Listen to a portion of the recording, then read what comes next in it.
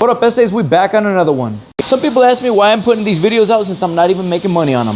The truth is, I'm trying to make you guys better taxpayers. You see, I'm getting older and I'm gonna need Social Security, so y'all need to start paying your taxes ASAP. Which brings us to today's video, and somebody commented on a video I just put out when I was sizing a circuit for a piece of equipment. So let me lace you guys up on where I pulled my information from. So right here we have this NEC circuit sizing reference guide. So I had put a 30 amp breaker on a piece of equipment that runs at 20 amps. So I believe the person asked, why would I put a 30 amp breaker on a 20 amp piece of equipment? And the answer is simple. The 30 amp breaker is not for the piece of equipment. The 30 amp breaker is only to protect the wire that goes to the receptacle that piece of equipment is going to plug into.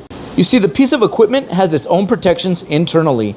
The piece of equipment has its own breaker, its own internal fusing, and its own motor overload contact overcurrent protective device. So when I ran my 30 amp breaker to my 30 amp receptacle, I put a 30 amp plug and I changed the wire to 10 gauge 30 amp in order to feed that piece of equipment that operates at 20 amp. According to the NEC, this is called a continuous load, 210.20A. 210.20A tells you that if you have a continuous load that runs for 3 hours or more, you have to add a 125% rule to it, which brings it to 25 amps. But 25 amps isn't a common size. Usually people go with 30 amps and 10 gauge wire.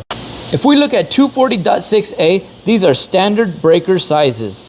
We have a 20 amp piece of equipment that has a 125% rule to it, which brings us to 25 amps. I'm gonna install a 30 amp breaker since I already have to run 10 gauge wire. It doesn't affect anything because there may be an opportunity in the future where I use that circuit for something else.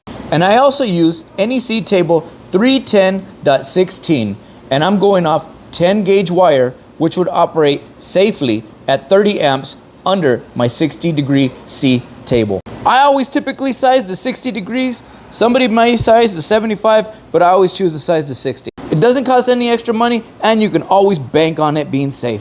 The only time I would use my 75 degree and my 90 degree is for derating purposes. So if you guys would do anything different, go ahead and let me know in the comments, and let's see where you guys are at on this. Until the next one, stay safe out there, boys.